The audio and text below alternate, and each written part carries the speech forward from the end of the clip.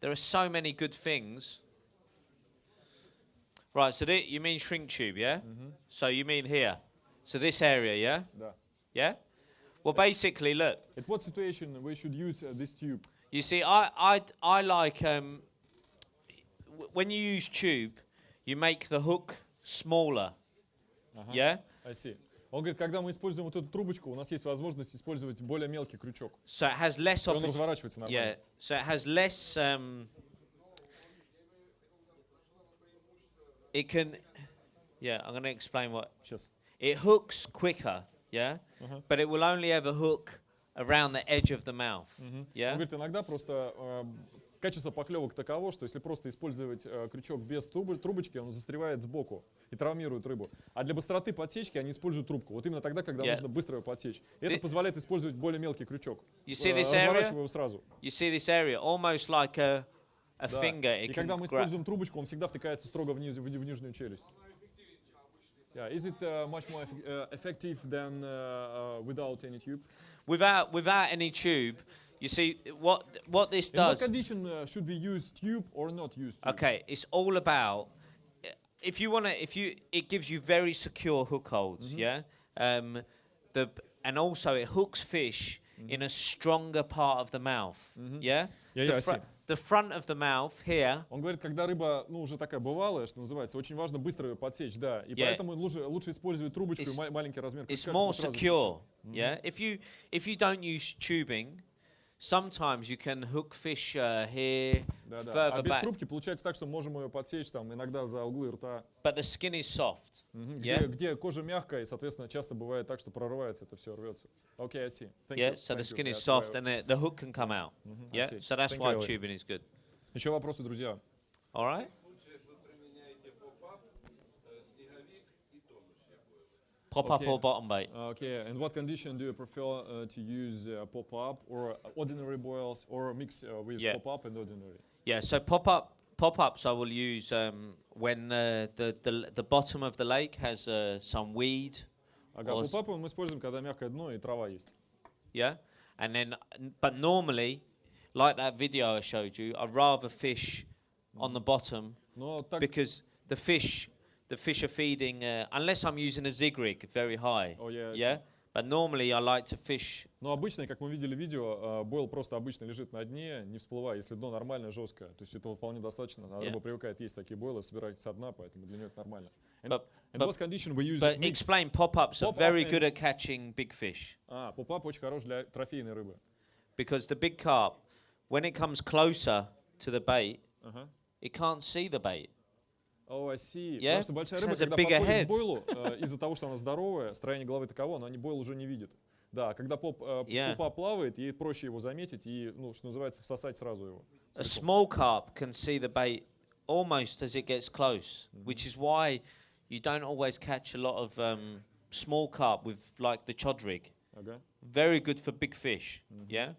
Ну вот получается так, что вот эта оснастка, когда леска лежала поверх травы и поп-ап скользил по этой леске, она как раз для трофейной рыбы и предназначена. И практически не ловят они мелочь на нее, потому что для мелочи это выглядит странно. И они ловят мелочь мелкого карпа как раз на обычные стандартные бойлы, которые лежат на дне. А вот все, что плавает, они используют именно для трофея. Not very big carp. It's what? 7 kilograms, 5 kilograms. What, getting close? Oh yeah. No, I mean I'm talking the big carp, like your 10 kilo plus fish. Он говорит, это 10 are good for good with pop-ups. 10 плюс, все, что до 10 это малек. But small 5-6 kilo fish. Вот 5-6 это маленький карп. Can see the bait. И он может видеть приманку, поэтому в принципе атакует со дна нормально. So that's why a lot of big fish anglers like to use the chodrig. И поэтому, любители трофейной рыбы очень часто используют chodrig как раз для трофейной рыбы. Because 100 fish will swim over the chodrig, ignore it. They're like, what's that? Then one big fish comes in and takes it because it's greedy. Yeah? Он говорит, да, вот при использовании chodriga мелкий карп, агрессивный, резкий, он плавает, вообще не обращает внимания, потому что нет прикормочного, скажем так, пятна. А большой карп, он целенаправленно атакует именно поп-ап, то есть ему не нужно никакой кормодорожки, ему надо есть, постоянно кушать. Okay. He's saying how high pop-up? Для какой рыбы размером? So the question is about size of hook for different types of carp. Yeah. So for big, for 10 plus. 10 kilo plus. Yes. Yeah. Well, what you have to... Maybe you have a universal size for all. No, because all different fish in different areas have different mouths. Он говорит, что в разных местах у карпа разный рот. Бывают водоемы, где большой ротик, ну просто такое строение у рыбы. У некоторых маленький ротик. Yeah.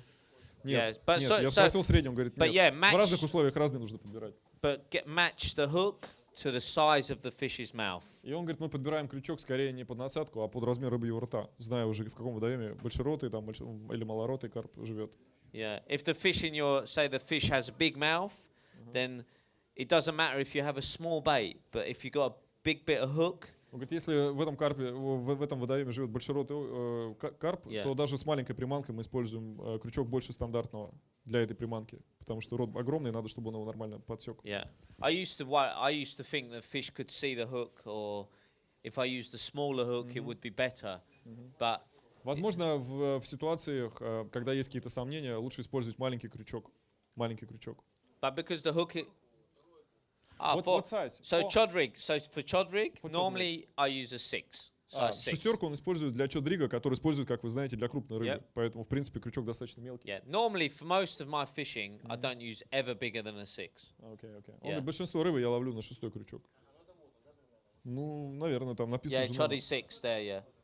No, the one he's looking at the Yeah, that's it. Yeah, size 6. Yeah. Да. Да. Ловя в траве на оснастку риг, он в монтаже применяет обычный классический литкор или все-таки какие-то облегченные материалы? Okay, when we use choddy rig in weed underwater, what type of lead core do you use? Cable leg core, yeah. Cable leg core. Heavy or not heavy? Yeah, you can use. Yeah, you can use it heavy, or you can fish on the line, straight onto fluorocarbon. Yeah. What we call it, the naked choddy. Naked choddy.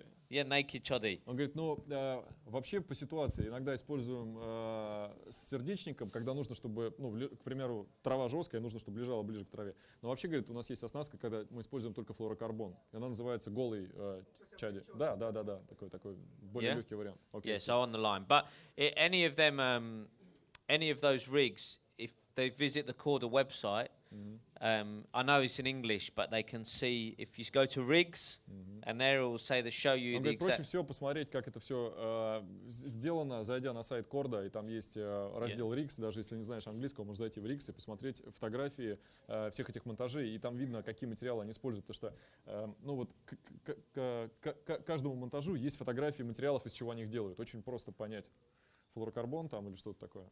Okay. Yeah. Еще вопросы, друзья? Может быть, еще?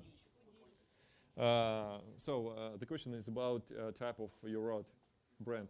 Okay, yeah, I use all my rods are Daiwa rods, Infinity. Daiwa Infinity. And what about reel? I have Bezier for black Bezier. Black Bezier? Black Bezier, QDX. QDX, окей. Yeah. Это катушка Black Bezier, тоже от Daiwa. So, for what reason do you prefer Daiwa Infinity rod? It's very, very light. Говорит, очень легкая. For casting long distance. Очень удобная для далекого заброса. Very fast recovery. So when you cast a long way, it goes from bent to straight very quick. И скорость возврата удилища после заброса очень велика, то есть удочка сразу мгновенно возвращается в исходное положение. I used to use Shimano rods for years. Он использовал Shimano. Сейчас уточним. Shimano. But when you go from Shimano to Daiwa, you really realize how good a Daiwa rod is. Ну, вот сейчас он любит именно дайвовскую удочку больше всего. Yeah, very. So, for what distance do you use Infinity? For all distance? I mean, for fishing like 120 meters to 140 meters. Ну, для самых разных, начиная от 40 и до 120 метров, он использует Infinity, ему хватает. Yeah, long way, and that's measured. That's actually measured casting, not. What about test of your favorite rod? No, higher. 3.75. О, 3,75 у него любимый тест удочки. Because it still bends. What do you think about Century rod? Yeah, Century make C2. yeah, Century make not C2 series. Yeah, I haven't used it. Он говорит, я не пробовал. I use what I use. Yeah. Yeah. Okay, I see. Yeah. Он не пробовал. Не знаю. Yeah. Oh, there's a lot of good rods out there, you know. Ну, вообще, говорит, полно хороших удилищ на рынке. Просто так традиционно сложилось, что корда в Европе работает очень плотно с дайвой. И если посмотрите японский каталог дайвы, это единственная компания из Европы, которая там представлена. Это говорит о чем-то, о том, что... Да, маркетинг, понятно, но просто поймите правильно, что дайва никогда бы не включила в свой каталог компанию, в которой не была бы уверена, я имею в виду качество продукции. И, конечно, наверное, у корды один из самых мощных ходов в плане маркетинга для продвижения своей продукции. Это и фильмы, и дизайн упаковок. Наверное, это лучшее, что вот, в принципе бывает. То есть очень тщательно они подходят к оформлению товара и к преподнесению его.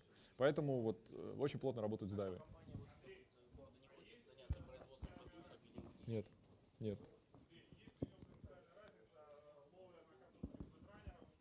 So, okay, it's a question about bite runner.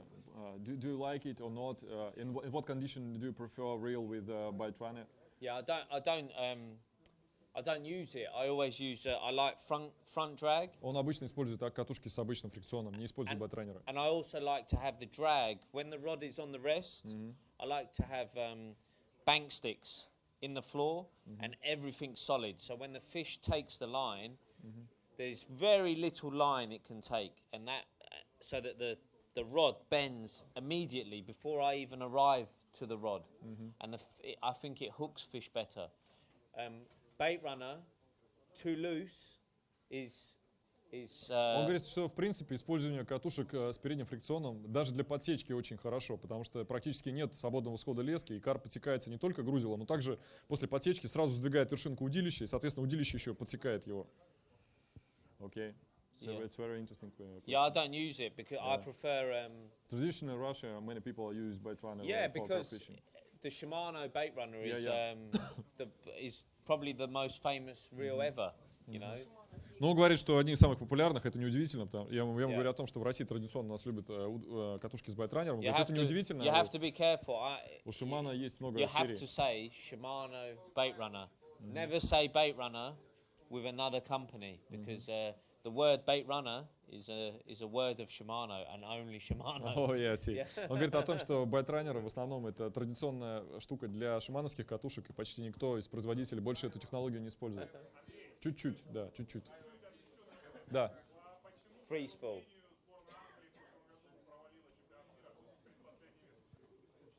The question is about England team and Romania. Yes. What do you think about it? I think the Romanians were very clever in obviously making a bait for the fish from when they were babies to big, and I don't think anybody could win that World Cup apart from Romania. Oh, yeah. Yeah, because of the bait.